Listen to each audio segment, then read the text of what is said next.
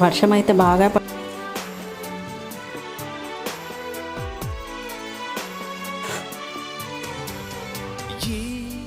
అమృత వర్షం ఎదలో చిలికే అనురాగం ఈ అమృత వర్షం సాక్షిగా వేడి వేడి బజ్జీలు అయితే తినడానికి రెడీగా ఉన్నాయండి. ఇంకా ఇట్లా ఆనియన్ అలాగే నిమ్మరసం వేసుకొని ఇంకా తిందామని చెప్పేసి ఇట్లా సిద్ధం చేసుకుంటున్నాము. ఈలోపు ఆర్డర్ అయితే వచ్చేసింది.